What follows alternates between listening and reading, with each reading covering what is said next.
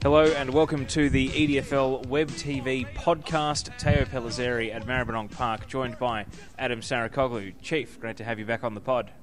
Good to be back, and we caused some waves last week, Teo. We'll see if anyone will react to what we have to say this week. Well, we've brought another element into the mix. It's not Dave Kennedy. It's maybe we've gone one better. Adam Russell from EDFL Radio. Welcome to the podcast. Thanks for having me, Teo. So let's jump straight into it. So we're here at Maribyrnong Park tonight. If you haven't watched Web TV yet, click through. Watch EDFL Web TV from Maribyrnong Park. Very organised training. Of course, they've got a playing coach, Robbie Costello. He's actually taking part in some of the drills, and he's got a team of assistants, and they're all very well organised as they go through a very physical training session. Some of the footage is fantastic, but I reckon everyone's in pretty good spirits out there, Adam, because they had a good win against Avondale Heights at the weekend at Maribyrnong Park. And before we jump in depth into Aberfeldie versus Pascoe Vale, why don't we start with our hosts tonight? And I'll put the question to you. Can we take Maribyrnong Park seriously now as a team in the mix for fourth? They have beaten Keilor and they have beaten Avondale. That's two pretty important ticks in the battle to be the fourth team on the ladder. You know what? We're going to find out in the next month, because they have Airport West on the road this weekend. They'll get the tick there and get the win, but then the big test will come against Pascoe Vale and Strathmore, and then they get that second match against Keilor. So this next month, we are definitely going to find out. They've shown enough signs right now in Maribyrnong Park, but middle of the road team. I don't know how competitive they can be against the teams above them. That's what we said last week to get them so upset, though. That I think specifically said they either had to get a lot worse or a lot better to sort of get out of the no man's land to the middle of the ladder. And I guess now that they've won another game, they're no chance. They almost mathematically, obviously, they can get relegated, but theoretically, they can't get relegated with 4 wins. It's just unthinkable. So even if they lost every game from here, they're safe. It really is a question of, can they win enough games to challenge the top 4? I think so, because they're one of 3 teams at 4-3 at the moment. They might need to be relying on Strathmore to continue on their patchy form. If Strathmore come good, that makes it very difficult for Maribyrnong Park right now. I've got my doubts about Keilor. I reckon they probably are better than Keilor, to be honest. There's only a percentage that keeps them below them as we speak. But the fact we've got the big 3 means that there's only one spot available in the 4, and Strathmore is the favourite for that. It's probably in Strathmore's court. The ball's in their court in terms of whether they do finally make it. So, Marby's just got to keep on winning. Like I said, that game against Strathmore in particular in 3 weeks' time, that's going to be a Lebanon reserve. That's the big one. Certainly is. Now let's get to the team that lost this game, Avondale Heights. We've done a lot of talking about Avondale Heights this season. I think they've been one of the more confounding teams right from the very first week when they got blown away by Pascoe Vale, and then we saw it in person, and we were just at such a loss as to how in round 2 in seemingly an important game against Greenvale they could turn up and give us what they did. And just when we thought they might have turned the corner, they've gone and blown it almost straight away. So no Patrick Rose, as you said on camera at the weekend, but do we know why? Most of the other strong, I understand it may have been an injury. I'm not 100% on that, okay, but that's my understanding. They're in a bad way, though, because they have no margin for error. They'd pretty much have to win out from here, and their form doesn't suggest that they're capable of really touching Greenvale, Pascoe and Abbas, and they'd have to beat them all second time around just to get into the top 4. Yeah, they've made it really hard for themselves now, and mathematically they're still only 2 games out. It's still early in the season, but that's a good way to sum it up, Toe. There's very little room for error now for Avondale Heights. They pretty much can't put any foot wrong, and the big test will come in back-to-back games against Pascoe Vale and Greenvale. Well, tough situation for Avondale Heights, but are you saying that's it? They can't make the 4? Because I am. I said that when they were zipping 4, and I'm going to stick to that now, even though I may have entertained the prospect of them turning it around previously. So I'm going to wait and see what they do at Rayburn Reserve. All right, let's move on to Pascoe Vale. You mentioned Rayburn Reserve. This was the game we went and watched at the weekend. It was a pretty crazy scoreline in the end for Aberfeldie to win 2013 133 to Pascoe Vale 9-8-62. The full game is up on EDFL.TV, so you can watch it back for yourself. And if you watched the first quarter, you would have thought that it would have been more of the same for the rest of the day, but an early injury to Patrick Vespremi, a knee injury to Craig Robbins, that left Pascoe Vale a couple of players down. And to be perfectly honest, Aberfeldie were just a class above, and even if they'd had their best 22 for the full course of the afternoon, I really doubt that they would have been able to touch them. It was just a powerhouse performance from Aberfeldie. Certainly was, and I mentioned on camera before, Teo, in this particular episode of Web TV this week, that Kyle Remus was off the leash and they had no answer. Well, I was asking Jambo in the box, we were trying to figure out what can they do to stop Patrick Rose at the moment, and double teaming and whatnot, maybe, I don't know, but Lockie Raven got towed up by Remus. They moved someone else onto him, I can't remember who, and that didn't work out either. And that freed up the likes of a Jack Mack, who I know he kicked 3 of his 5 goals in junk time, Teo, but still to end up with 5 is a pretty good result. Kefford was a big presence that Pascoe Vale didn't seem to be able to handle. I mean, we talk a bit about Pascoe Vale's backline. It is a good backline. They ain't proven on the weekend, I'm not convinced. No. Well, not just that. Some of Aberfeldie's best players didn't even have to play particularly well. I mean, what a luxurious position to be in that Luke Blackwell, I mean, he might have won contested ball inside, but we didn't call his name that many times in terms of important possessions in the build-up to scoring and being a big part of contributing to the game, and yet on his day he's arguably the best player in the competition. So they really are spoiled for depth, and as we heard from Adam Potter and Ryan Allan, they're just trying to clamp the lid on and not get carried away. And I don't know, can you peak too early? They probably think that they're on a very steady build, and if they haven't hit their peak just yet, then that is really ominous. Peaking too early and all this sort of stuff, it's all in the head for Aberfeldie right now. And Adrian Jamison was working that angle almost straight away after the game. I'm a bit scared to talk about them, Teo. They were building up. I don't want to jinx anything for them right now. I mean, I'm half with them this year, Aberfeldie. I really hope that they can break this hoodoo, because it'll be a great story. It'd be great to beat her at Windsor Hill if it does happen. But they've just got to keep on keeping on, not worry about too much of the outside talk, and just keep winning for now. Adam Russell, how surprised are you that Pascoe Vale were beaten so heavily? You saw them the week before. You did tip Aberfeldie to win the game, but are you surprised at this margin? I was a little bit. I think going into the game, they did have the scoring power, and that just didn't live up to the hype. I think they should have challenged a little bit more, but it really shows how far ahead Aberfeldie are in that big three. Well, Jake Polizzi, Adam, was very well held. Credit to the Aberfeldie defence, for really starving him of opportunities. And Ben Warren, he's kicked 4, but 3 of them were in the last quarter once the game was well and truly gone. And Adam Houli picked up that lengthy 4-week suspension out of the grand final. He was, I reckon, in the first quarter, Warren was targeted one-on-one in the forward 50 7 or 8 times, and Houli did very well to either break even or beat him in the majority. And you contrast that to the other end of the field, where Kyle Remus had 11 shots on goal in the first half, and it seemed like every time they kicked it to Remus, whether it was one-on-one or one-on-two, Remus was able to win the ball. You want to talk about Shagger Houli's discipline? That was probably the only thing he did wrong on Saturday, Teo. There was a couple of silly free kicks and a bit of back chat to the umpire. When I was packing up the van at the end of the day, he came past and asked me about some of those free kicks, and obviously I'll stick up for the umpires every time. But apart from that, for mine, he was best on ground. You're going to stop Ben Warren, who's just been a juggernaut this year, and keep him to 4 goals, and one was gifted, a couple were late, whatever. He was excellent on the weekends, and look, at the end of the day, Pascoe Vale did have a downer. They are better than that. We will see what happens next time they play at Rayburn. Now, if you are listening to the podcast, you can click Show More, and it will give you the timecode links to all of the interviews, so you can actually jump forward to the exact point where our interviews with Adam Houli, Ryan Allan, Dave Morgan and Adam Potter all started, if you want to go and have a listen to those. Adam Russell. Well, we just mentioned Ben Warren. I saw him at the Pascoe Vale Greenvale game, and he had Dan Campusano on him for a lot of the game, and I would have said Campusano beat him, and he still kicked 4 goals. Is that good signs for Pascoe Vale that Ben Warren can still kick goals being beaten, or is it a worry that he's not dominant against these big squads? Well, I guess that's the thing. Can they only win the flag if they're a team where he kicks 10? I mean, it's pretty interesting. You say he kicks 4 in a win, kicks 4 in a loss. I mean, you look at the form, it doesn't give much away, but actually seeing it in person, it's interesting to say he's been beaten 2 weeks in a row, and yet he's got a return that most full forwards would be pretty happy with. He's been beaten 2 weeks in a row against the 2 best fullbacks in the competition. Let's not underestimate that. Campusano's an interleague fullback, and now Adam Houli's been doing it for a number of years now for Aberfeldie as well. So all credit to Ben Warren. He's kicked 8 goals against the 2 best fullbacks back to back. Can we be a little bit indulgent and speak about the Kyle count?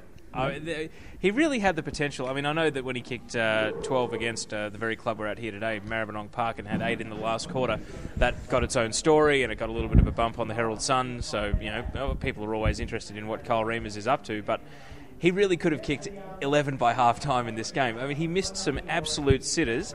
He was great in the air. He was dynamic around the ground. He looks taller and stronger and certainly like he's got a better tank. But his kicking let him down. And in the second half, it was almost like he said, I'm a big game player. Q goes in the rack because it's game over. But he really could have done as he pleased. I actually said to Dave Kennedy, after who missed the game, that it was like there were 3 teams, Aberfeldie, Pascoe, Vale and Kyle Reimers. He was a team unto himself almost. He's a force of nature. He was playing to the crowd. There was a patch in the right forward pocket, grandstand side of the ground where a lot of the Abbas contingent is, and they have a very good time out on that hill. Hopefully they're listening to 98.9 Northwest FM on the day. He was playing to them, Teo. The ground, Clifton Park was a theatre, it was a stage. They were the audience, and he was performing for them. And I found it somewhat appropriate that the whole 22, after winning the game on Saturday, went and thanks the fans for their encouragement throughout the day. But Kyle, especially at that end of the ground, he'd do something good. He'll kick a nice goal and just sort of how good am I sort of thing. And I suppose you can afford to... He missed some questionable set shots. I know he did. But I guess at least he walks away thinking, I've got something to work on. You know what? Footy still needs to be fun. And I'm not sure it has been for the last couple of years for Kyle Reimers, both at Essendon and at Aberfeldie. He's starting to have some fun again. Yeah. And that's the important thing for Kyle, and hopefully that means it's a win-win situation for both he and others. Well, let's bring in the Essendon fan on the panel. Do you feel good for Kyle Reimers? It's hard to feel good for him, obviously. Knowing he might be listening to this, so be polite. But no, seriously though, I mean, I was a big fan of Kyle when he was at the club. I thought he's an exciting player, and he loves the crowd, and I think he lives for the moment. He's a player that any footy competition needs, someone to talk about every week. I think regardless of whether Aberfeldie win, lose or draw, everyone's going to ask how'd Reimers go. I think he's that sort of player. Anyway, enough talking about him. We'll give him the rest of the podcast off. Let's move on to Northern Saints versus Strathmore, because this was perhaps the most exciting score update of the day. I know we had a lot of interesting games going on around the grounds, but when the scores came through that Northern Saints had kicked 8 goals in the third quarter and hit the front, and actually, it wasn't like they'd hit the front by a point. They actually had a couple of goals lead at the last change. The whole box went up. I mean, not because we barrack one way or the other, but just because it's so exciting to see an unexpected score come through like that. And while it's totally unsurprising that Strathmore turned it around in the last quarter, Adam, we've got to talk about what on earth happened at Strathmore. They lost to Avondale Heights. Now, I asked Craig Clinic what the reasoning behind selection was. He played a straight bat and said no comment, but the rumours are that it's because they held a Sunday training session and some players didn't turn up. Whether that's true or not, and whether that's the reason they were dropped or not, we don't have it confirmed by the club, but enough people seem to think that's the reason it happened. And poor old Northern Saints reserves, they were on the receiving end of names like David Mitchell, Michael Sikora, Andrew Horn. Absolutely brutal on the twos, and the ones very nearly let it slip as well. My favourite, the Dr. Carl Stout, was also one of those players that weren't there. But look, a lot of the usual guys that were playing in the ones on Saturday at Charles Mutton stood up. Matt Knight still kicked 4 goals. Winter had a good day. Alex Grimer had a good day. Where's Todd, by the way? When's he back? Because they need him. His suspension's up, so he's available for selection, but I don't know what his health is at the moment. They need Todd Grimer to come in and just reinforce a bit of that leadership, because it sounds like right now down at Strathmore, I'm starting to seriously wonder just if there is much of a premiership hangover that's starting to have an effect on that club. As far as whether or not the message gets through, if they'd lost to the Northern Saints, we would have been sitting here saying they've shot themselves in the foot and it's backfired. But does the message get through to the team, or is this the sort of thing that they've gone for a really drastic wake-up call for a lot of players, some big names? And I think you can drop players who've been there for a while, but I think the most significant thing is they dropped Mitchell and Sikora, 2 off-season recruits. I mean, you go out, you pursue guys, you tell them we want you to come here and be part of something, and then you drop them. I mean, that's a big statement. So do you think it will have the desired effect, and do you think that Strathmore comes out and plays against Greenvale in a way that perhaps we're not expecting this weekend? If this week's team is selected again based on disciplinary type issues around that, if certain players miss out against Greenvale, the biggest game of the year so far for Strathmore, then I think the message might just get through, Teo. We'll see. It's easy enough to pick on the Northern Saints a little bit if you're Craig Clinic and the boys, and we may be able to afford to drop a couple of guys this week. But look, I want to give some credit to Northern Saints, Teo, because any team that comes up against them, especially at Charles Martin, they need to be aware that this team can kick goals in a hurry. And I know they were missing Caruso. They're missing a lot of their firepower for disciplinary issues earlier on in the year. But and we should clarify both Carusos, because one's out for the year and Fort was out at the weekend. That's a given about that, obviously. But one of my personal favourite players down at Northern Saints is Dougie Abdul-Wahid, and he kicked 4 goals on the weekend. He owed the team because he got himself suspended for a few weeks about a month ago. But he's a live wire. I like what he does. He was a really important player in the premiership year when they did get promoted. And look, any team that comes up against the Northern Saints know that this could happen. If you have a quiet quarter, like obviously the Strathmore must have had in that third quarter, then 8 goals to 1 is a very likely scenario. I want to give some credit to the Northern Saints, and this week's game against Avondale Heights, I reckon it will be a shootout, and that's what they've got to be relying on, the Northern Saints. I know they're still winless, but if they're going to get a win, it's going to be by just attacking the game, doing what they're naturally good at. Let's move on to the next game for discussion. West Coburg 11-11-77 beating Airport West 7-5-47. I had a quick word to Digby Morell about what happened after half-time when it was Airport West 5-1-31 to West Coburg just 2-3-15. Apparently there was a bit of a bake. West Coburg's pressure went up. Airport West's skills wilted and they turned the ball over a fair bit. It got West Coburg into the lead by three-quarter time, and then 5 goals to 1 in the final quarter meant that they got away. So we spoke in the pre-game show to Airport West, and you can actually click through and hear that interview with Chris Daley by clicking Show More and going to the timecode link. And we actually asked him straight out about the number of changes between last week, the game against Aberfeldie, and this week, the game against West Coburg, because we thought that they'd been basically trying to peak at the right time, bit of ducks and drakes, maybe even trying to save the legs of some guys that were questionable to make sure that they peaked for this game against West Coburg. And at half-time, we thought that Airport West were geniuses, and at full-time, obviously, the players that they've brought in haven't been able to stand up for the full 4 quarters. I wonder if the penny dropped at half-time in the sheds for West Coburg and Diggers. Enough's enough. 2-3 to half-time after some really disappointing offensive performances in the month or so leading up to this game. I wonder if he just released the shackles. You know what, boys? Go out and play footy. We're sick of kicking 2 and 3 goals for an entire game. We've kept them to 5 goals 1 at half-time, and we're still down by 16 points.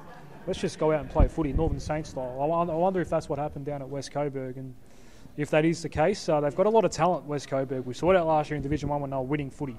They've got a lot of guys that come in and out of the Coburg side as well in the VFL.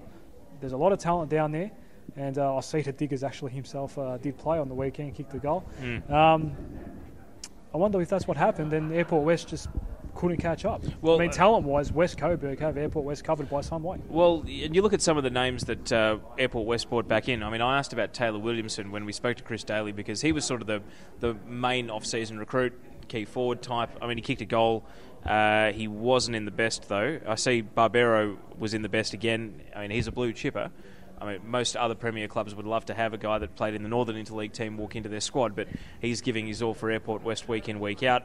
Godden has been a very long time best 22 player and contributor to that club, but they have such poor exposed form, and with the exception of beating the Northern Saints, Airport West have just shown us very little this season, and I guess they've got that win in the bank, and they've also got a strategy that they know they need to peak for that second Northern Saints game. And quite simply, I think if they win it, it might be enough to save them, and 2 wins to 0, that might be enough. I'm not sure if Northern Saints are going to find 3 wins somewhere else, but how worried should we be about Airport West coming out of this game? Pretty worried. I mean, obviously West Coburg put the foot on the pedal in the third quarter, and that second game against the Northern Saints could well decide relegation. And what's the Northern Saints' biggest strength there? Scoring. Can Airport West stop them? I don't think so. Well, but that's the thing. They cut loose and kicked their biggest score of the year and looked as good as they had been all season again in that game against Northern Saints. So I guess they know what their priorities are. They're trying to peak for these winnable games. And I mean, we'll get to the preview ahead of this weekend. We're going to have to be careful here at Marby when I ask you if Airport West can knock off Marby this weekend. But we'll get to that later in the podcast. You can click the timecode links and move on. Let's go now to the last game in Premier for the weekend. In fact, I think we've spoken... no, we haven't. Greenvale versus Keilor. 104-59. A little bit flattering to Keilor after the last quarter. It was looking a bit worse at three-quarter time. Tom Hill recovered straight back in. I think Greenvale tweeted out during the game that he was fine and he's kicked a bag of 6 and led his team to a very comfortable win. And Keilor, they haven't overcome the problem last year was when they play the top teams, they hit the wall and they just can't really touch them. Keilor, we've used the term middle of the road to describe a number of sides, be it Marby or Avondale. I think, again, they're stuck in no man's land. Far too good to ever get relegated, and right now probably questioning whether they're actually good enough to make the top 4. We know where Greenvale's at, so we've just ticked that off. So let's talk about Keilor, Tayo. No Tanti, no Darren Tanti in this game. They've only used 27 players so far this year. Now, for me, that's a major concern because they are not good enough to be beating these teams above them at the moment. They're not really a contender for that reason. There's a lot of juniors and highly talented 18, 16s crop coming through. They got a number of players drafted last year. Why is their depth the way it is? They've only used 27 players so far this year, and that to me suggests a couple of things. Either Mick McGuire has too much faith in the core senior squad, and they're just simply not good enough to get the job done, or he's got to have that faith because there's not much coming through to seconds and through the 18s. I mean, Keilor, based on how much talent they've got at their disposal, they should be a contender, and they're not. Well, I'm going to go with a different tack because my criticism of them last year was they didn't have a key forward that could kick them a match-winning score. I mean, Gordis was of the goal kickers, the leading goal kicker at each club. He was ranked 10th. So Keilor had the lowest top goal kicker of any team. Gordis is still there. Played very well against Pascoe Vale, actually, in the game that we went and did on the Sunday feature back earlier in the season. But again, you look down that goal kickers list, they just don't have someone that can kick him a bag of 5 or 6 and lead the line. I know that in the off-season they went for midfield, and midfield was what they bolstered. Those were the players that they brought in, but I'm at a loss as to exactly how they're going to be able to kick the score in order to get them over the line, in the games against the top teams. You look at this season, Brown and Gordis have kicked 14 each, and they haven't got anyone else in double figures for the season. Yeah, too much reliance on Brown for mine. He's got his hands full as it is, being the main ruckman. He pretty much plays as a midfielder of the Dean Cox kind of role as a ruckman and ruckman/midfielder. That's what he is these days, and the fact that he's leading the goal kicking is a concern for mine. So you are right about that one, but yeah, the depth down at Keilor, it should be much better than it is. Now, you gave Greenvale a tick, Adam, so I'll bring in Adam Russell instead. I assume you're not surprised that Greenvale bounced back and won. I mean, their best: Matt Smith, Tom Hill, Stephen Brewer, Daniel Burns, Adam Marrick, and also Muller. So, big names getting it done. What are your thoughts on Greenvale returning straight to the winners list? Yeah, some very handy bests in that list there. I think the addition of Tom Hill getting up, I think he's just so important to them this season. I think he was best on ground at that Pascoe Vale game before going down, and if he'd played, they'd probably win that game. And I think he's so important. If there's going to be a challenge at Aberfeldie, and if it's going to be Greenvale, Tom Hill, he's going to be firing, and that's how they're going to beat them. Well, it'll be very interesting second time around, and we'll be there, actually. Of course, it's the first game of the second round of head-to-heads, and we'll be up at Section Road for that one a month from now. So that's one to put in the diary, Adam. It'll be good to see how Greenvale go at Section Road against Abers, and I assume that Abers will be arriving at that game unbeaten, and I wouldn't be surprised if Greenvale don't drop another one between then and now either. And I'm going to do an Ash Manning and keep it close to the chest, but I'm hearing there might be a few match day experiences for the people that do rock up to that game, but we'll keep that one on the quiet for now. But looking forward to it. As soon as it's confirmed, I'm going to be promoting that one good and proper on all the EDFL social media. We'll do the Ash Manning for now. And of course, if you are listening to this podcast, don't forget to click Show More. You can go down and get timecode links to interviews and also the previews for our weekend picks. But right now, if you're listening to this start to finish, we're going to go with Essendon Ford Division 1. And on camera, we spoke about the relegation battle. So what we'll do now is speak about the top 4 and the contenders first. Let's get those on the top of the list. And we'll start with West Meadows and their game against Essendon due to Stars, a draw. Bit of a seesaw game in the last quarter. Both teams had chances to win. I had a quick word to Dave Connell, the West Meadows coach, about this one. Asked him, did the team give you the response you wanted? And he said they certainly did. So even though they didn't get the 4 points, they produced a performance and they got something for their efforts. Kicking more goals than Essendon do to Stars is a pretty good credit. But they would have loved to have won, but at least they get themselves a draw and they answer some of the criticisms that Dave Connell had heading into the bye. There were a few casualties from the Tulla loss, Teo, as we were expecting, and namely Campbell, Aldridge, which was a pretty big one for mine, Barrel and O'Kines all didn't play.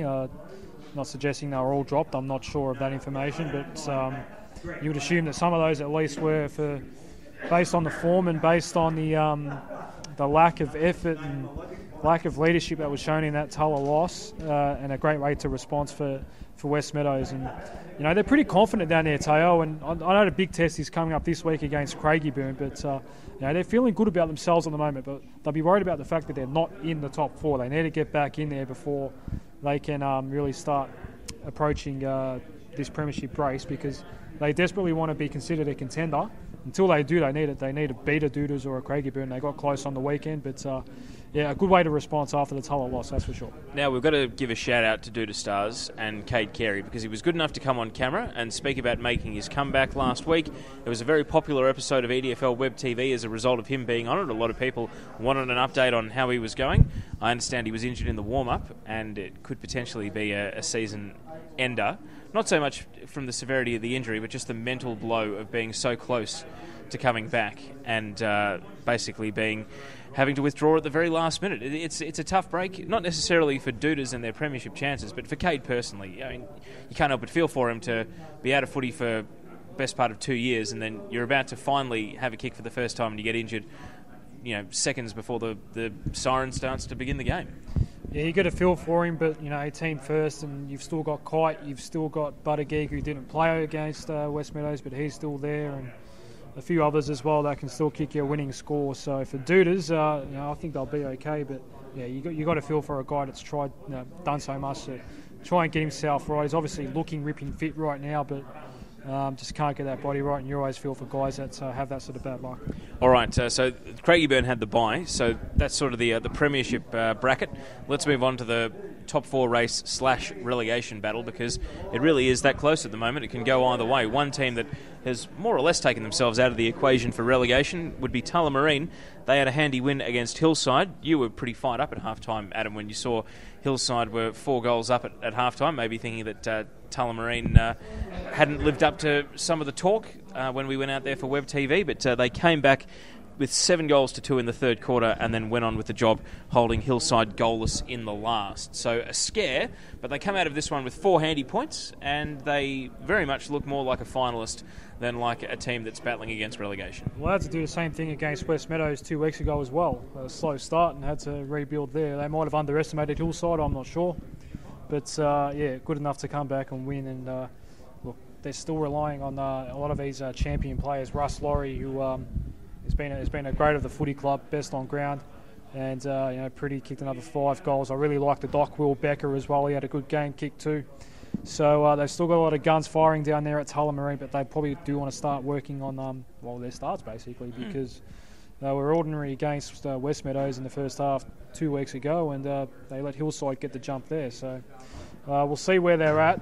They've got a couple of tests coming up soon. Craigieburn's not far away, and we'll see where they're really at. But they're a bit of an enigma right now, Tullamarine. I don't know. I don't think they're a contender, but they're still third on the ladder, which means they could well be part of that premiership chat. I don't know. Well, speaking of enigmas, Hillside straight back into the doghouse, I guess. You look at the names that played again at the weekend, and most of the guys they want are there and are playing, and unfortunately for them, 7 goals to halftime and just 2 in the second half. Absolutely ran out of steam, and I don't know whether it was an emotional letdown from what the Glenroy game took out of them, or whether they just flat out aren't good enough, but That is a big worry because they're right back in the hot seat for relegation, and with East Keilor winning, which we'll get to in a moment, and Glenroy winning, basically they're now, I think, outright favourite to go down. Outright favourite. Outright favourite. They have to overcome a lot now. Percentage, win-loss, and form. I think all the signs put them firmly in the hot seat. They just beat Glenroy. Yep. 2 weeks ago, and they're still the outright favourite. Well, they beat Glenroy, but controlling most of the game, in my opinion. As we've seen, Glenroy has done exactly what we suspected they would do, and that is beat a team that we think is not in the relegation mix in Oak Park, and that's what they have the capability of doing. I don't think Hillside can come out and beat an Oak Park, or maybe they'll beat Taylor's Lake second time around, but they need a win from somewhere. They're in a lot of trouble.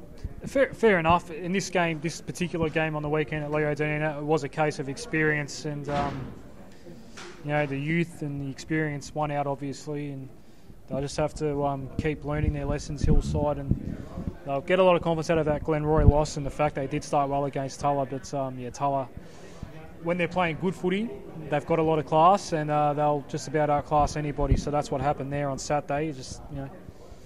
There's a couple of teams above Tulla, obviously, right now in terms of the premiership conversation, but they've got to keep on keeping on Steve Burns down there and keep developing these kids.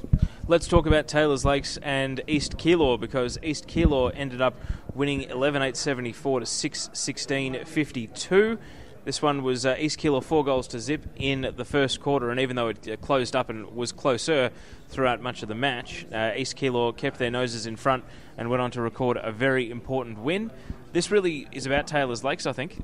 We went out to Taylor's Lakes when they were 2-1, when they were ahead of the win-loss count, and things seemed to be rosy, and you and I both had them 6th on our pre-season ladder, and I think a few people were willing to tell us that we'd underestimated them. Well, now they're regressing. Now they're moving back down the table. So, Adam, what does this say more about, East Keilor or Taylor's Lakes for you? Both, to be honest. We keep certain people keep writing off East Keilor. They're going down and whatnot. They are a good young team, and I'm not surprised by this result. I think I still tip Taylor's Lakes, but I'm not surprised that East Keilor won this game at all. I must admit, I tipped East Keilor to win, so at least I got the point there. But Vinny Madafri, he's a star, and he was really, really good. And Nicholl kicked 2 goals for the Cougars as well. And they get Glenroy this week, which is a real interesting game, and then we'll see what they can do against Tulla. But yeah, we do have to talk about Taylor's Lakes, Teo. The Souzas haven't played for a couple of weeks now. The Wongos haven't played for a couple of weeks. The only wins have been against the Sharks and Glenroy, which is a real concern.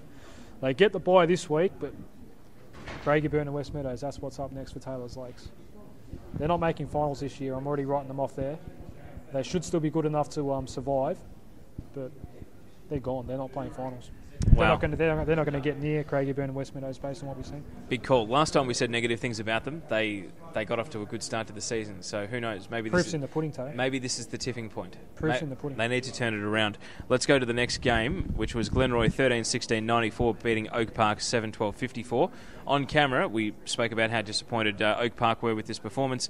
Trav Julick apparently played in the midfield, Adam, so I'm not sure whether that was a direct reaction to Steve Burns' comments last week talking about how worried Hillside were about him playing there for Glenroy, or whether that was just a decision that they made independent of those thoughts. But Glenroy will be very happy and relieved that they're off the mark, and with East Keilor this weekend, they will be looking to go on a run to take themselves out of the relegation mix as soon as possible. Yeah, and all the tools were good for Glenroy. They're not an overly tall side, but they have some quality in that department, and when they all play well, they're going to be pretty hard to beat. I haven't seen Oak Park live this year, Teo, and there's not a lot of talk coming out of Oak Park right now. I hope I get to see them for a radio game, or if they play an off-Broadway game in terms of the schedule coming up soon. I want to get a look at these guys and see where they're at, because they're a strange one. They're still 4-2, but for mine, they're not playing finals footy right now.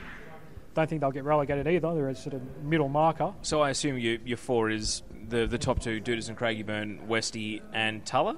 If Oak Park and right Taylor's Lakes aren't playing finals right now, Hillside, yeah. Well, we'll find out this week. They're playing each other, Oak Park and Tulla, and whoever wins that probably will be my current end of year 4, Teo. But yeah, I don't want to say too much about Oak Park, to be honest, because I haven't seen them live, and they're too inconsistent in terms of having their good days and bad days. There's different guys standing up each week. They're a lot of players coming in and out of the side as well. There's been guys out for a couple of weeks now when in the past they've been good players like Olsen and Hall and whatnot. But yeah, they're too up and down, but this week's a big test against Hull. I really, really wish I could be at that game to see what happens. Hopefully we've got a correspondent maybe going to that one. I'm not sure, Teo, but a lot will be, I suppose, found out about where Oak Park's at against Hull.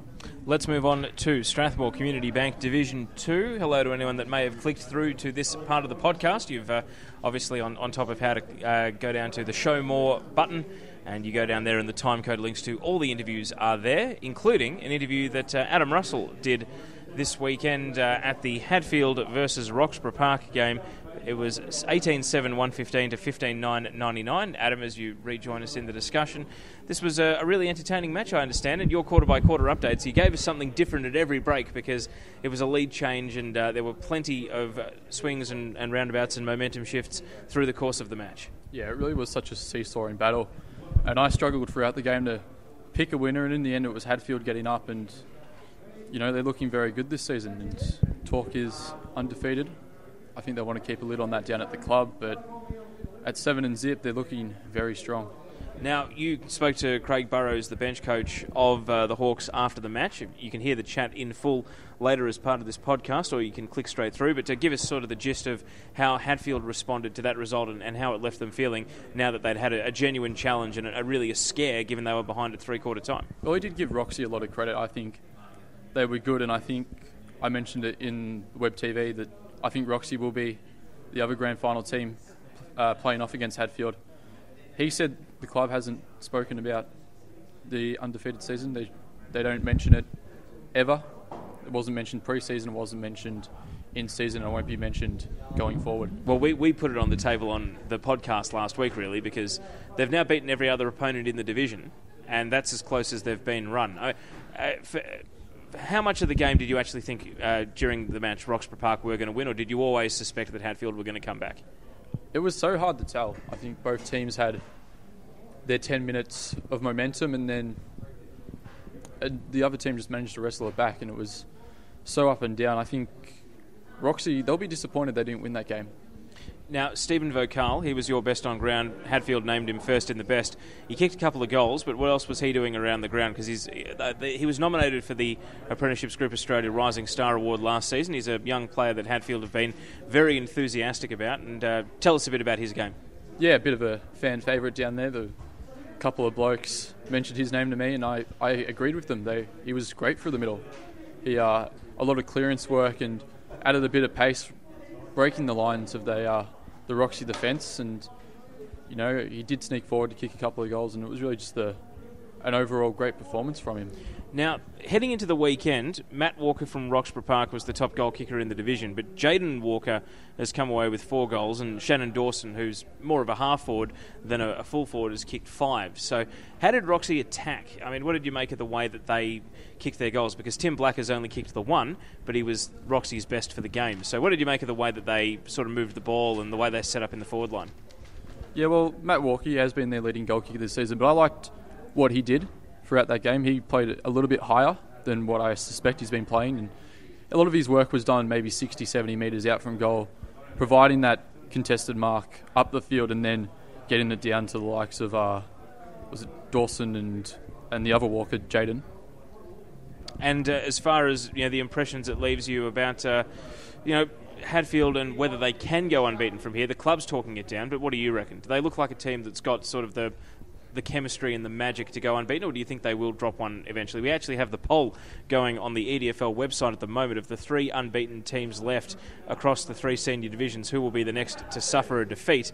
And at the time of recording, Aberfeldie had 22%, Craigieburn 40%, and Hadfield 37%. So most people think Aberfeldie will go the longest without losing, but I thought Hadfield might be the runaway leader of this poll, and in fact more people think Craigieburn will be next to lose rather than Hadfield, which is very interesting.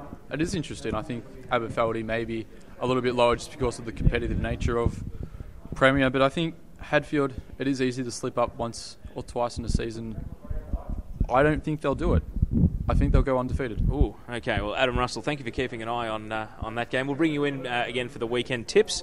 Adam Sarakoglu, let's now turn our attention to Keilor Park. And it was on this podcast last week that you and I apparently need to start invoicing for motivational speeches because Keilor Park were very unhappy about what we had to say about them. I don't think any of it was unjustified, by the way. You lose to Burnside Heights, you're going to get some heat. We actually spoke to Loui Oppedisano on EDFL Radio. You can click through to the interview segment of this podcast and hear it for yourself.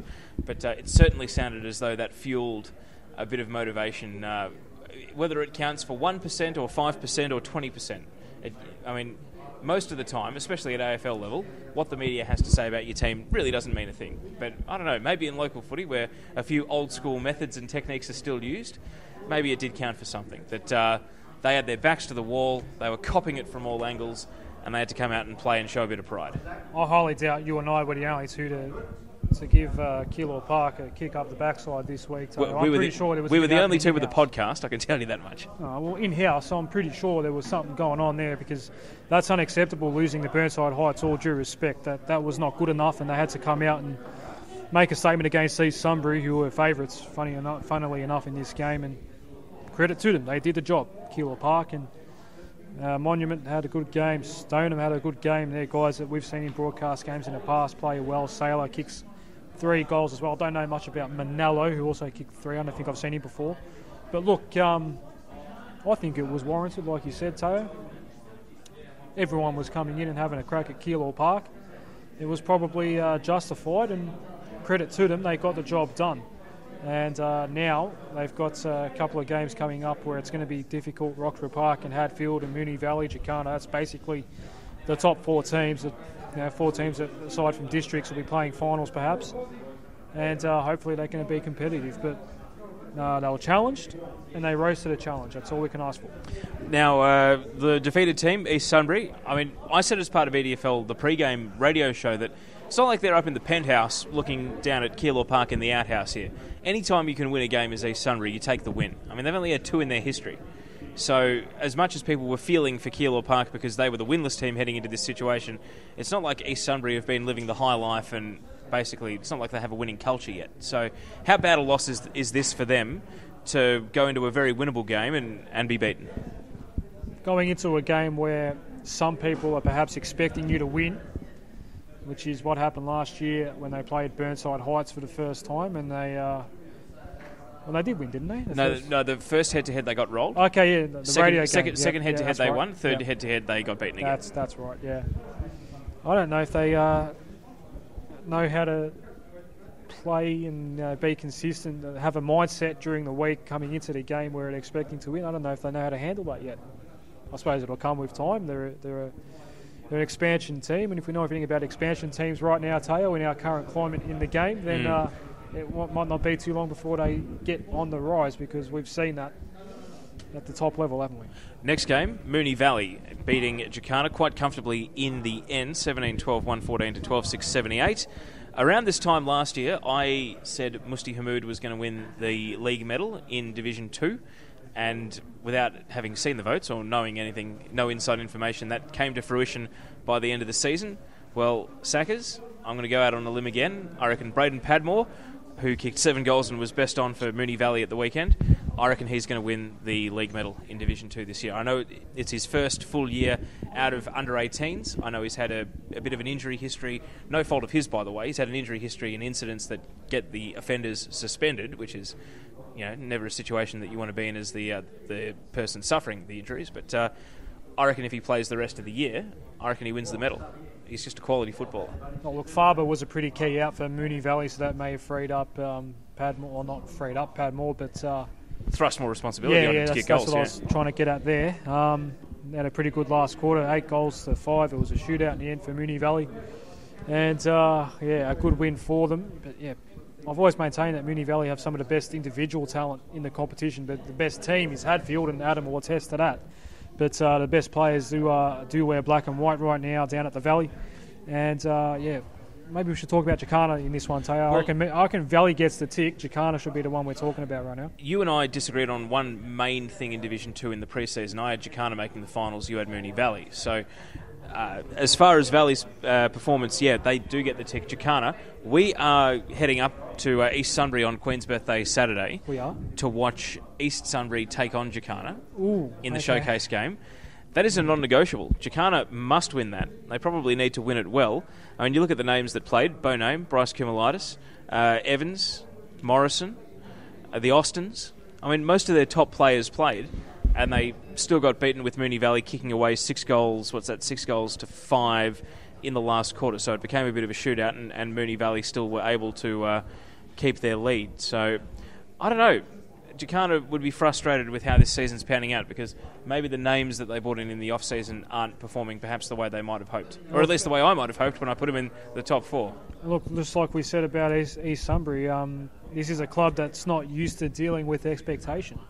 They've got a bit of that now, and they're still a relatively young side from what I can see. There's a lot of players in there coming out of 18s and whatnot. There's some good talent, but there's a lot of young guys in there at the moment. I know Morrison's a young player and a couple others as well. They just got to find a way to deal with expectation, and in games where against the better teams in the competition where they're a chance to win, they've just got to figure out a way to mentally switch on, I suppose, because it's all new for them right now. So they'll be okay, but a bit of work to do. And the last game we haven't talked about probably doesn't need much discussion. Coburg District's 198-34 against Burnside Heights, reasonably merciless. The thing that stands out is they had 5 players kick 3 goals or more. And when they lost Greg O'Shea up to Queensland in the off-season, that was one of their main forward-line targets. He has been more than suitably replaced by a number of players. And even though we've had some question marks over Coburg Districts at times this year, they are just in a groove at the moment. And there's a reason we're going out to Cole Reserve for a broadcast game in a couple of weeks, because we want to see how they go up against Roxbugh Park. Good, because they're another team I want to see live before I make any real serious judgments. We seem to keep forgetting about them. That's the problem about Coburg Districts. Everyone's on Hadfield's bandwagon right now, and it's hard. Roxbugh Park and Moonee Valley are both reigning 2 runners-up in the grand finals and could have been promoted had certain results gone their way at Windsor Hill. So that's why we keep disregarding Coburg Districts. And I'll see them live in a couple of weeks, Teo, and have a much clearer picture at where they're at. It's simply a tick for this week. Let's move on to the tips. Both Adams, Adam Sarakoglu and Adam Russell, joining me, Teo Pellizzeri. If you've clicked through to this part of the podcast, welcome. And of course, as you can see there, the timecode links to all the interviews from the weekend radio are there as well. And if you want to go back and listen to our discussion or click through to the on-camera stuff, just go to the EDFL YouTube channel. All right, Division 2, we'll work our way up in snake order. All 4 of these have a clear favourite and a clear underdog. So, guys, Hadfield versus Jacana. Anyone taking Jacana, or are we all going Hadfield here? Hadfield for mine. Sneaky chance for the Jags, but still going Hawks. All right, slot machines there. Hadfield, Moonee Valley versus Burnside Heights. Margin, I reckon Valley by 120. 20 straight goals. Sorry, Burnside Heights, 150. Sorry. Adam? I'll be nice. I'll say 10 goals. 60. All right. Well, I reckon Burnside Heights obviously will disagree with us on all 3 counts. Coburg Districts versus East Sunbury, again, margin. I reckon this will be, again, 100 points. Possibly more, but I'm going to keep it conservative. 100 points, Coburg Districts. I'm going 120. Adam? I'll go 150. And Roxbugh Park versus Keilor Park. Do any of us like Keilor Park to keep the momentum going? I think Roxy will win. I reckon they could have a potentially tough time of it in this one. Keilor Park will be taking a bit of momentum into this game. I reckon Roxbugh Park will win by about 6 or 7 goals. 30 to 50 points. I think that summation is about right, Taya. Adam, who are you tipping? I saw Roxy last week and I really like the way they went about their footy, so I'm going to say about 80 points. 80 points, okay. Essendon Ford at Division 1. We spoke about Oak Park versus Tullamarine on camera. It's a big game. I'm tipping Tullamarine, and I'm tipping that they're heading for September. Adam, I like what I've seen from them so far. So the winner of this game is the 4th team in the established, I suppose, accepted top 4 in Division 1? I think so, yeah. Okay, so a potential elimination final taking place in May, Teo, and funny things happen in May if this week's anything to go by. There'll be more twists and turns in the season, but in the short term, I think this is Tullamarine would argue that they're the clear 3rd best team in the league if they win this one, because they've already beaten West Meadows. Yeah. So, yeah, that loss against Glenroy really concerning for Oak Park, so I will tip Tulla. Won't be surprised either way, though. Could well be a draw when funny things happen in Div 1. And Adam, you've seen Tulla this year. You like them to beat Oak Park, or are you going with Oak Park? I've also seen Oak Park live. You have? You saw them beat West Meadows? I did see. I've seen both teams beat West Meadows now, and I think Oak Park, they'll come back after a disappointing last week, and I think they'll win in a very close game. So based on what you saw, I mean, that game between Oak Park and West Meadows was about 5 weeks ago now, but do you think Oak Park were more impressive in the way that they won, or are you basing that on maybe Tullamarine giving their opponents a couple of big head starts in recent weeks? Yeah, Tullamarine, they've started slow in their last few games, and I think it's going to come back to bite them eventually, and I think it might happen against Oak Park. Let's go to Craigieburn versus West Meadows. Craigieburn at home. West Meadows coming off the draw against Essendon due to Stars. I think Craigieburn will win. I think West Meadows will take it up to them, but I think Craigieburn will win. If DC and anyone else at West Meadows is listening, Tao, I've got you and Adam to prove that I did tip West Meadows and went to Craigieburn, so I'm on the fence on this one. I think Westie are a big show, but I think Craigieburn will just be too good. And Adam Russell, Craigieburn or West Meadows? Craigieburn comfortably. East Keilor taking on Glenroy. Now, you and I just talked ourselves into a lather on camera, Adam. I think that Glenroy are favourite, but I'm tipping East Keilor in an upset. You think that East Keilor are favourite, and you're tipping Glenroy in an upset. I mean, what's going on here? That's got to be a first in the history of the universe. Maybe it's just a coin flip game, and we're going with one team and the other. Maybe Adam needs to be the tiebreaker for us in this one. I'm going to go Glenroy with the momentum from the win last week. I think they'll continue on their winning way. In an upset, or are they the favourite? I think in an upset. He's with me. All right, Hillside taking on Essendon due to Stars. Margin, guys, I think Doodles will win by 80. I'm thinking 3 figures in this one, Teo, unfortunately for the Sharks. Yep. For the sake of Hillside, I hope we're both wrong. I hope it's a lot closer than that. Adam, what do you think? I don't think it'll be close. Doodles. Okay. And to finish, Strathmore Community Bank Premier Division. Looking ahead to the weekend, broadcast game, Strathmore versus Greenvale. I'm tipping Greenvale to win. I have big expectations of Strathmore to produce something, Adam. They've really got to show us that they are right in this premiership battle. As you said, it should be a big 4 in Premier Division. It shouldn't just be a big 3. Strathmore should be part of the conversation. This is their best chance to rejoin that conversation. I still think Greenvale will win. I reckon they'll win by 24 points, 4 goals. I'm going Greenvale by 1 after the siren. It'll be that close. That close. Adam Russell, what do you reckon? Yeah, I agree. I think this is the week. Strathmore really bring their A game, but I still think Greenvale are too good. Pretty close, maybe 2 goals. So slot machines there, we're all going Greenvale. And Northern versus Avondale Heights, I think it's going to be one-sided. Adam, you think that Northern Saints are a sniff. Adam Russell, what do you reckon? Avondale or Northern? I think Avondale, but I like the way that the Northern Saints have responded after a disappointing start to the season. They're not winning, but they are playing a lot better. But I still think Avondale will get the win. All right, to Keilor taking on Aberfeldie. I think this is genuine risk of 3 figures. Genuine risk. I think Aberfeldie are going to win by a lot. I might have cooked Keilor a bit this week, but they won't lose by 3 figures, Taya. This will be more closer to 50 for mine. Adam Russell, how do you feel about this one? I'm going to have to side with Teo here. I think it could be a little bit nasty for Keilor, Abbas quite easily. Pascoe Vale taking on West Coburg. I mean, I hope for the sake of West Coburg that they take it up to Paco, as we've said. Rivalry between these two clubs, bit of recent history. Whenever you play in a grand final, there's going to be long memories, whether you were a part of the club or whether you were in the reserves or the under-18s or the under-16s at the time, watching from the sidelines as some of your senior colleagues, either had a premiership win or got beaten on the final day in September. So, hopefully West Coburg play up to the level here rather than, say, Pascoe Vale playing down and getting dragged into a bit of a dogfight. But I think scoring power really dictates that Pascoe Vale will be far too good in this one. Yeah, West Coburg can't score. We know Paco can, and they're coming off a really disappointing loss. This one might just get ugly. I think this will be the biggest blowout of the round. Wow. In all divisions. And Adam Russell, how are you feeling about this one? I like Pascoe Vale chances. I don't see them losing this one, but hopefully West Coburg can bring it and make it an interesting contest. And last but not least, our hosts here at Maribyrnong Park heading to Hanson Reserve to take on Airport West. Marby on a bit of a roll. But here's the thing. They've got a percentage under 80. It's 30 points worse than one team in the top 4. It's 60 points worse than another.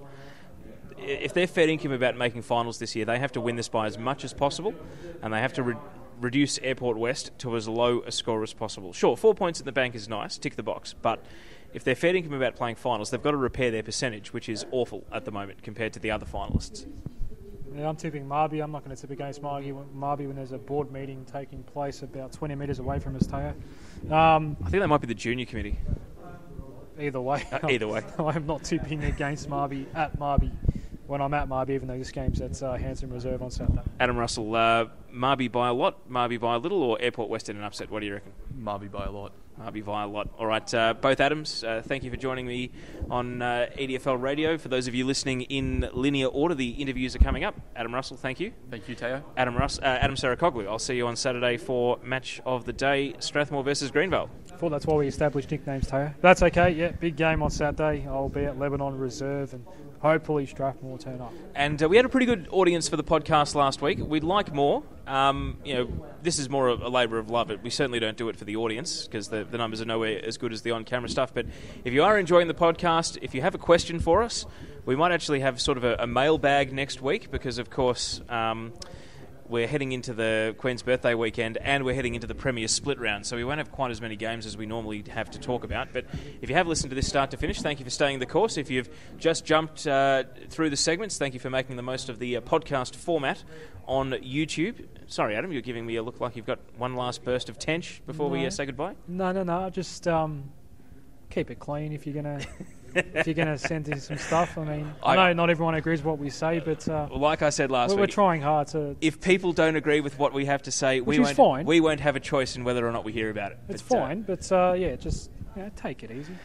Thank you to Adam Sarakoglu and Adam Russell. My name's Teo Pellizzeri. If you are listening to this in linear order, coming up now, it's the interviews from Matchday Radio. Let's go to Airport West and their game at West Coburg, taking on the Burgers, because we've got Chris Daley from Airport West who's joined us on the line to give us a bit of an insight into how the Eagles are preparing for this one. Chris, thanks for joining us on Northwest FM Football. Yeah, no problem. We were very intrigued by the Airport West selection last week for the game against Aberfeldie, and we were a bit shocked by the scoreline. How many changes have the Eagles made today heading into this game against West Coburg? We've managed to bring 7 players for the game today. We've got a couple of under-18s players in the squad for a few weeks now who have performed reasonably well, but with some availability, with some senior players coming in, we've managed to make 7 to our senior lineup. One thing that we've noticed is that the team won so well against the Northern Saints, but it hasn't been that close in the other games. So is it really a matter of the club picking their moments and making sure they peak at the right time, or is that maybe just reading it into a bit much and a bit of a coincidence? No, I think it's probably reading into it a bit much. I think there's a fair discrepancy between the top half and the bottom half of the competition at the moment. The top sides are well and truly above the bottom 4 or 5, and unfortunately we've got to take our moments when they come, and the Northern Saints game was one, and the game we think today's another. Chris, Adam Sarakoglu here, mate. Thanks for joining us, and good luck today against West Coburg. It will be absolutely massive. Hasn't been too much talk around about Airport West so far this year. Not much has been spoken about, even in terms of the relegation battle. It tends to lean towards the Northern Saints and West Coburg, and you did mention the gap between the top and the bottom. Well, it was only a year or two ago where Airport West was near the top half and playing finals footy. Considering where we're at now, a third of the way into the season, obviously avoiding relegation would be priority A, but are there any sort of longer medium-term goals to start rising back up the ladder again, or just sort of going to have to hold steady for now and just see where you can go? Yeah, look, we knew from the start it was going to be tough. We'd lost probably 12 of last year's senior squad to other teams this year, and we understood that it was going to be tough from the outset. As I said, the discrepancy between the top half and the bottom half is huge. We've identified that we need to finish in the top section of that bottom half and consolidate and give us a chance to look forward to next year. Now, it's not that they use the total write-off. We've got the opportunity to play some kids, and we'll certainly do that. But again, with the availability of some senior players today, we've got a couple of those kids out. So whilst they're going to serve us well in the future, we certainly need to win the ones that we're able to.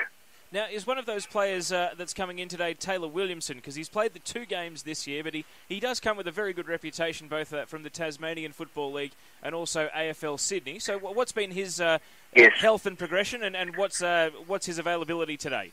Yeah, no, Taylor's he's back in his 3rd game, and he started in our pre-season games. Coming from AFL Sydney, he was a representative captain up there, so he comes with a good rep, you're right. But he dislocated a shoulder in our third practice match, so we haven't had him for the first 4.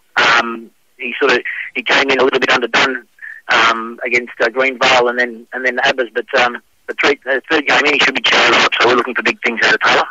And we're about to watch here at Aberfeldie a number of Pascoe Vale players run around that were, of course, with Airport West last year, and I suppose this is a bit of a big picture question. What is Airport West's feeling about the AFL Victoria proposed points cap and potential salary cap that might be coming into local footy either next year or the year after? Yeah, I think it's a positive in regards to evening up a lot of these competitions. The money's a huge thing now in local football, and it's a matter of the haves and the have-nots. And the clubs that do have it, they seem to be up and about for a long time. There's the battlers who try as hard as they possibly can, but you're all sort of fighting for the same sponsorship dollar, I guess. We're all in the same area, and you target the same sort of businesses. Some of the clubs are lucky in the sense that they've got a lot of business people within their community, and they all chip in. So the point system, I think, is going to even up the competition in regards to you'll be able to play a certain amount of high-profile players in your team, and they'll be forced to go somewhere else or play reserves. And it's unfortunate for the individual. It's certainly going to be good for the comp. Well, I'm very interested to see the quarter-by-quarter scores as they come through today from West Coburg versus Airport West. Thanks for joining us, and appreciate giving us an insight into Airport West this afternoon. Yeah, thanks for your time. Appreciate it. Let's go to our next guest on the line, the president of East Keilor. They face a very important match today in Essendon Ford Division 1, and on the line, Geoff Nicholl, the president, joins us from their match at Taylors Lakes. Geoff, thanks for joining us on EDFL Preview. G'day, Taylor. How are you? Very well, thanks. A big Can you hear me? Loud and clear, thank you, Geoff. It's a big day for your club. Obviously, East Keilor have been very competitive this season and have really put Division 1 on notice, but how important is a day like today that it's not just a good performance, it's actually the 4 points and a win? Well, it's very important for the club. We need to, we've had one win this year, so, it's very important to keep the ball rolling and consolidate East Keilor in Division 1. So, it's a pretty important day for us and, for the rest of the year. So hopefully we'll get over the line. We'll see how we go.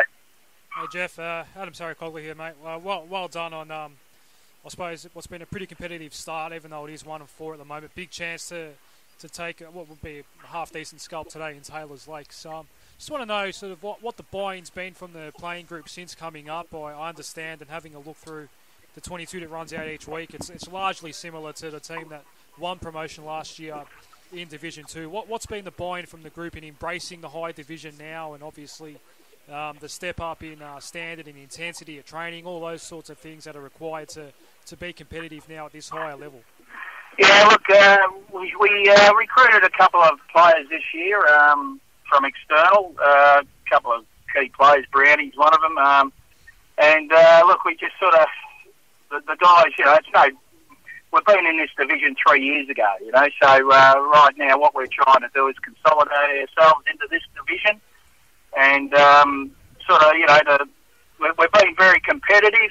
You had a look at last week's score against Craigie Byrne. Halfway through the match we were going very well, so we were on top at one stage of the game, so we are competitive, we're out there, we're putting our best foot forward, and we're growing stronger as a club, so that's what we're trying to do. Geoff, Adrian Jamison here. Bit hard coming up against the Cloak brothers last week, obviously. Yes, they're big units, aren't they? And like you were just mentioning about point systems prior to me coming on, it'll be interesting if the point systems do come in. We need something in the EDFL. If you were talking about full-time administrators, well, for the smaller clubs, I don't know how that would happen. We could have small, administrators full-time. The money which is getting spent in the EDFL, and probably some people will say it's ridiculous, and I'd be one to say that as well. So, yeah. Geoff, how about obviously club-wide perspective with the juniors and all that sort of stuff, and how is all that going? And I suppose I know you've had a pretty strong 18 side in recent years. Seeing the progress of someone like a Dion Hill, who's actually playing some really good football now at Coburg. I've seen him a couple of times this year, and he's become a real focal point at a VFL club, which must be a great credit to your particular footy club. Yeah, Allan Hill's one of the stories of success, I suppose you could say. Charlie Vandenberg, he's bordering on the fringe there. He's been in and out of Coburg's side, so we sort of, East Keilor's juniors, we're slowly building them up. We're not, a huge club by any means. We're, a family club. I pride myself on East Keilor as a family club, and we're lucky this year. We've got a team in each, age group from under 8s upwards, which is fantastic. Very strong junior Oz kick. We've got, I think there's about 70, 80 Oz kickers this year, which is really good. And, we continue to build on the juniors and, to have that lifeline of juniors coming through the, junior ranks of Oz kicks. So it's very important that the AFL support the Oz kicks and, we have these sort of junior days along the way as well. So. Geoff, has being back in Division 1 brought more fans and spectators back to the club? The chance to renew the rivalry with Duda Stars, the chance to play Glenroy next week, for instance. Has it made a noticeable difference to how many followers the team has week to week, or were most of them already on board following a winning team last year? Look, you saw the first game when we had the unfolding of the flag, and I invited Mark Turi down and a couple other EDFL officials. Arthur came down as well. That day was actually packed, it was fantastic to be back in Division 1, even though, we didn't do too well on the day, but the old crowd was starting to return to East Keilor, which is good, and all positive things, the club's building, stronger and stronger each week, and, and in years, this is my 3rd year as the president, so I've sort of really concentrated, I've had a good group of committee people around me, so that support continues, and hopefully we just keep on going with it. So. And just lastly, Geoff, your coach David Battistello, he has said openly at times that it's a learning experience for him coming back to the EDFL and getting reacquainted with the division. So, how valuable has the bye been as far as doing homework on other teams in Division 1, and also how are you finding your coach and the way he's adjusted to a new division this season? Yes, look, Bats has got a very good, rapport with the player group, with the senior player group, and reserves and 18s. So, look, he's a very good. We're quite happy with Dave there. The bye helped us, to have a week's rest. We've still got a few injured players out, which occurs after a bye. So, look, it's very good. We're pretty happy with Bats and his team.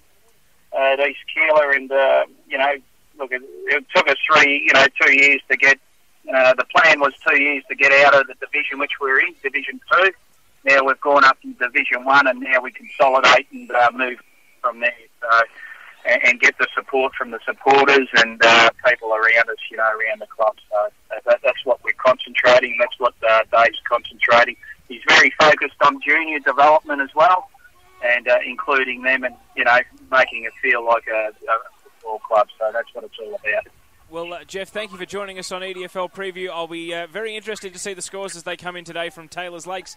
All the best in the game, and thank you for giving us an update on how everything is going out at East Keilor. Thanks very much for having me, and all the best, guys. You do a wonderful job on that show, so all the best to you today. Good on you. I've got Adam Houli. Congratulations on the win. What went right today? Look, I think our pressure in the middle, sort of, and our sort of hard ball gets, and sort of our contested possession went sort of really well today, and the boys stood up to it, and I think as a back line, as a back six, we sort of took them on. We kept them to pretty much under 2 goals a quarter, which that was the aim. So so that's pretty much what went right for us today. So it was pretty good. After winning with such a big margin, are you starting to think ahead to the end of the season at all? Look, we're not. We're just taking it week by week and just take it as it comes. So we're not looking forward. We're sort of not getting ahead of ourselves. And as I said, just probably take it week to week. And we got, I think, Strathmore next week or Keilor. So we're probably looking forward to that game.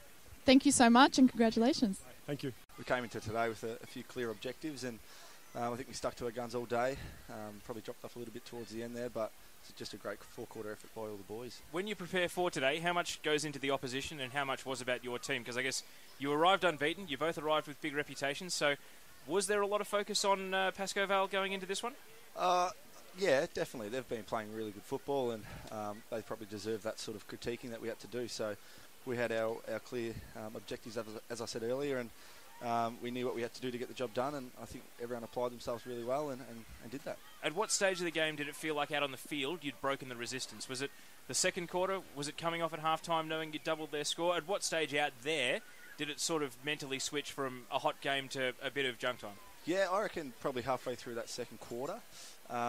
We probably wasted a few of our chances, hit the post a few times, so we probably had every right to be up by 6 or 7 goals, but we knew that we had to come out after half-time with all guns blazing and get the first couple, and we thought that would set the tone for the rest of the game. You're down the other end, but what's it like seeing Kyle Remus have 11 shots on goal in a half of footy? When he gets going, he really does get going, doesn't he? It does. I said that to him at half-time. It just lifts everyone. It actually does, and when he's got that attitude and he's on, no one can stop him. So he's probably too good for this level, to be honest, but yeah, it just lifts all the boys and everyone gets around him, and no, it's great for Aberfeldie. And Brock McLean back in today, he had a lot of on-field leadership. We saw him, directing traffic and talking to the younger blokes that you've got in the team. To put him in the lineup, it makes a huge amount of difference. Oh, massive difference. Like Brock in his last game, I think he polled Brownlow votes and had 30 possessions in AFL. So his experience and just knowledge of the game for all our younger guys, even guys like myself, is just so beneficial. So we love having him down here. What about setting yourself for the challenge of Pascoe Vale's forward line? I guess El Houli had Warren for most of the day, but how did you as a defensive unit prepare for this match, and how did you set yourself during the week for a forward line that had been prolific through the first 7 rounds of the year?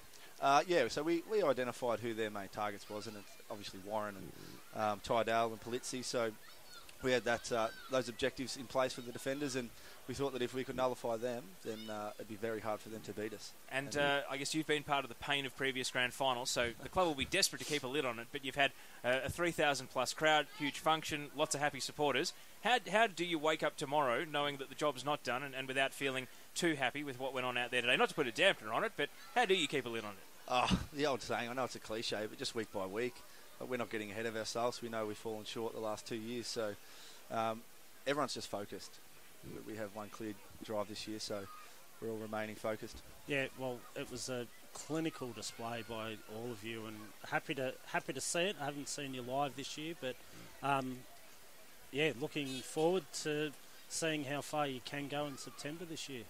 And thanks, it's been a long haul for the Aberfeldie club, a lot of planning and everything, and your game today was outstanding, so congratulations on that. Appreciate it. Sportsmoves Player of the Day. Well, to show our appreciation, don't take it with you. We'll make sure you get one in the post or via the club, but our Sportsmoves Player of the Day is Ryan Allan from the Aberfeldie Football Club. And thank you very much for joining us in the box on EDFL Review. No worries, thanks for having me, guys. Yeah, look, we knew, and no disrespect to our opposition last month, but we'd been winning fairly well, and our challenge today was to make sure that we maintained our pressure on Pascoe Vale, because obviously, they've been a really good side. I believe they've had definitely a tougher run than what we had. So, we're really happy with that performance, but we still know there's a lot of work to be done this year. And you just can't afford in this competition to get ahead of yourself. So, definitely feet on the ground, recover, and make sure we're ready for Keilor next week. A lot of selection changes. Were some of them forced, or was this mainly based on horses for courses and the opposition that you were up against today? Yeah, it was mainly based on the opposition that we're up against. They're not an overly tall forward line, so Daniel Thompson's been in really good form, and unfortunately he missed out today. We feel that Carboni, as an 18-year-old kid, is definitely in our best side, had to come in. Gareth Phillips has been really good consistently for 3 games in the reserves, and Jack Moll comes in as that small back. And Tommy McConville was really good against Maribyrnong Park in our reserves, and we felt that he also had earned a senior opportunity coming back from Coburg this week. Did you set yourselves the same as any other game, or is it hard not to get swept up in the occasion of 2 unbeaten teams duking it out for the right to be the last one standing? No, our boys have been really good. They recovered really well Monday, and they were ready to train Tuesday. We had a full squad out in the track, and that's really important. And we started to train in preparation for our opposition on Tuesday night. So that was really important. We did that well. So it was planning each and every week is exactly the same. We review the tape, we watch the tape, we do some editing, and then show the players where we went well and where we need to keep improving. And at the moment, to their credit, they're taking a lot of that feedback on board. Now, you were bit concerned about the forward line set up with the 4 changes that you made. You brought a bit of pace back in. to go with them. How much opposition analysis do you have? You got a forward scout who goes and watches them every week, or someone who went and watched Keilor today? You've got all that in place, obviously, and that's the key preparation. Now, we were talking earlier today about the professionalism that you have got now especially in Premier Division. You can't be down, and with the changes that you made, obviously you'd done your homework, knew what to expect. They've got 2 gun forwards, a lot of class through the midfield, and you brought in players to match that today. Yeah, look, I'd seen them twice. Luckily enough, we had a Sunday game, and I saw them play Keilor, and also saw them play Strathmore, and we planned really well, our coaching group, and some of those matchups down back worked today. I thought Houli, Warren's kicked 4, but I thought he had a really good game. Jess Loui on Polizzi worked really well for us.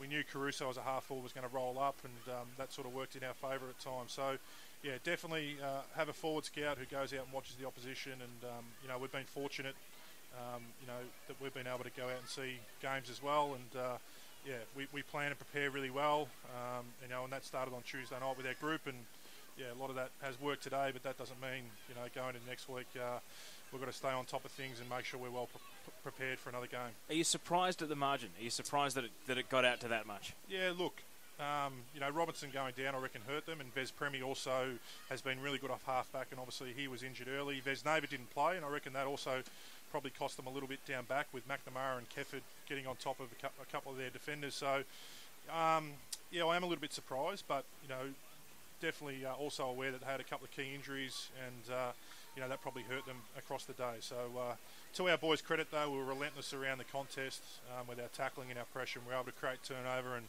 get the ball into good areas inside 50. And how much of keeping grounded and staying focused on the big picture will be driven by you, and how much will be driven by the players? Yeah, our leadership group will maintain that, and we'll recover Monday night.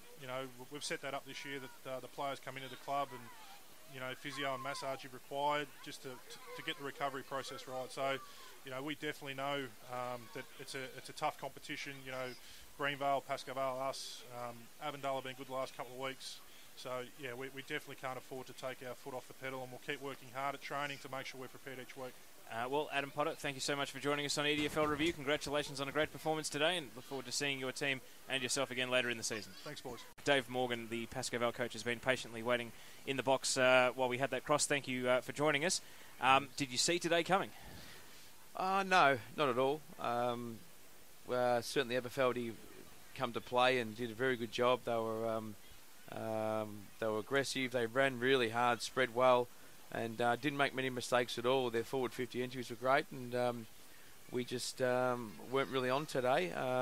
We started off okay, kicked the first 3 goals, and then sort of faded away and waited for it to happen, and just turned over the ball way too much. Quarter time, it still felt like a very evenly balanced game, could have gone either way. Did you see any cracks appearing, or were there warning signs before Aberfeldie ended up kicking out to that 4-goal lead at half-time? Yeah, there was warning signs, because their forward 50 entries were just on top of ours in the first quarter. Remus missed a few goals. They could have been further up. I thought that they had 80% of the play, which was scary. I thought we'd turn it around, though, which really didn't come to play today, the boys, and couldn't have played a much worse game, I wouldn't think.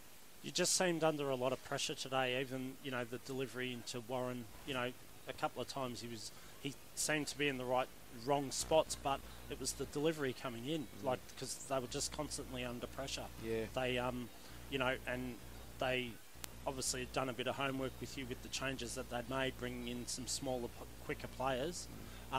So what do you take from today? Yeah, well, I think that, our outside game's been very good, and that's where we've sort of broken a few teams, getting them on that area, and I was that was what I was banking on today. It didn't happen. Aberfeldie's pressure was immense, and as I said, our turnovers were horrendous, and so we had, when you get that chance to break a side like Aberfeldie, and you turn the ball over, our guys just dropped their heads. Once that turnover happened, it was like, they dropped their heads, and Aberfeldie just ran away with it and managed to get coast-to-coast ball a lot during the game because of their spread was very good. Is this the sort of game where you hit the video before you speak to the players, or was it just clear enough the things you need to fix before you even go and give it a second look? Yeah, look, I asked the players after the game what they thought of the game, and they basically said everything that I thought anyway, so that they're very much aware of how poorly we played.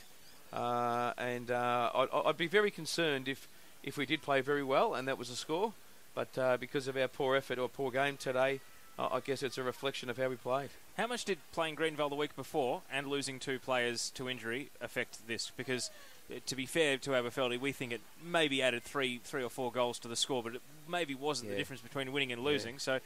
As far as you're concerned, how big a factor was that, though? Yeah, I agree. West Premier, went down early, and then we had another injury early, and then Ben Ross towards the end. But look, I don't think it was a factor. I think we're just totally outplayed by a much better team today.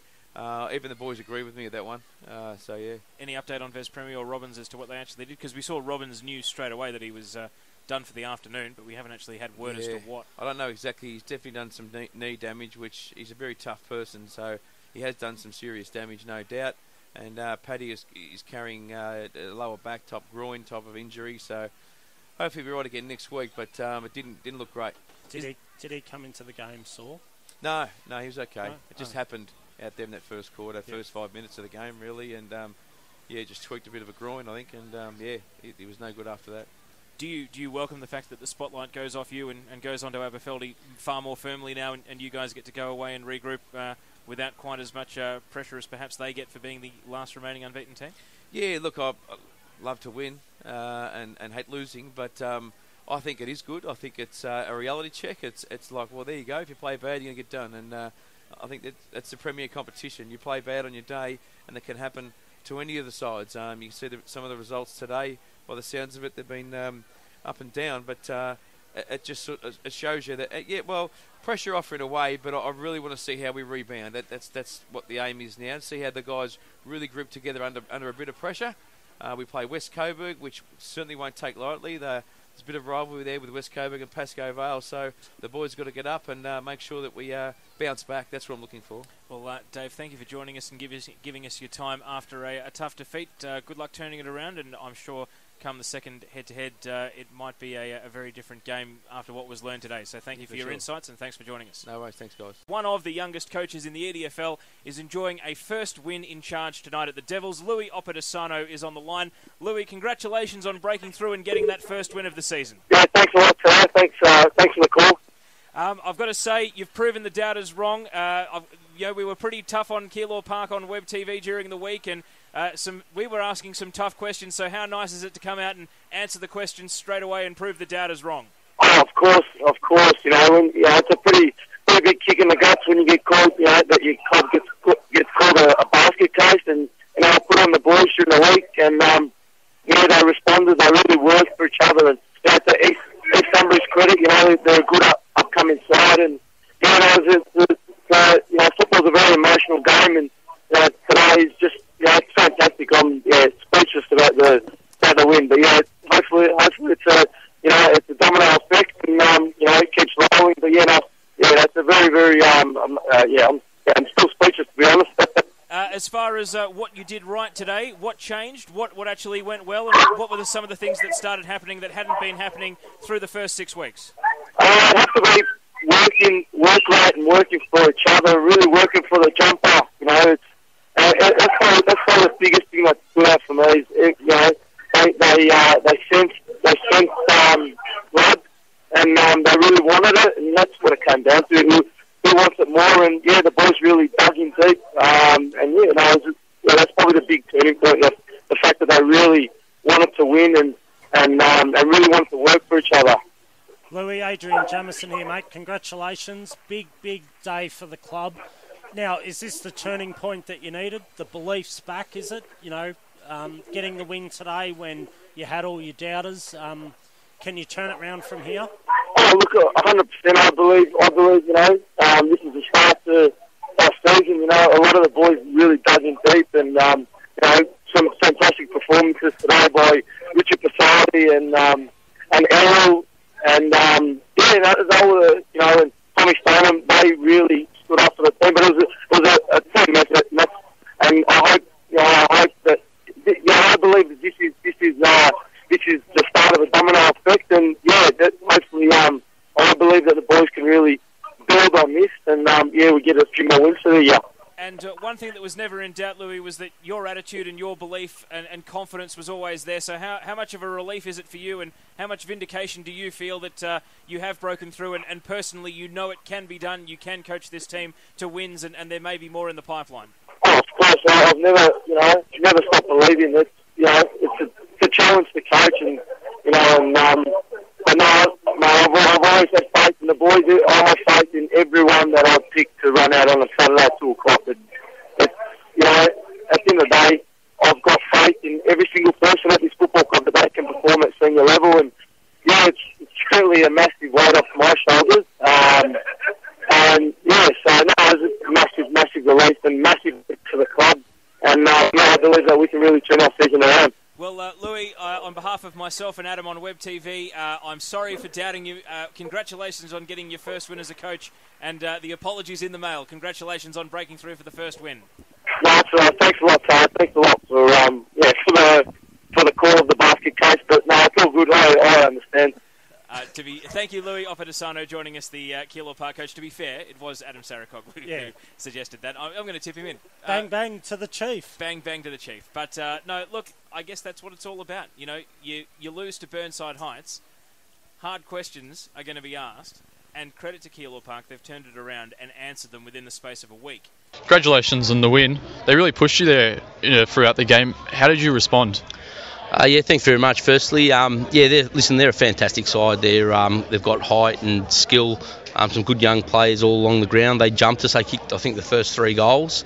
But we try not to panic. We just set up. We made a few changes, got the momentum back to us.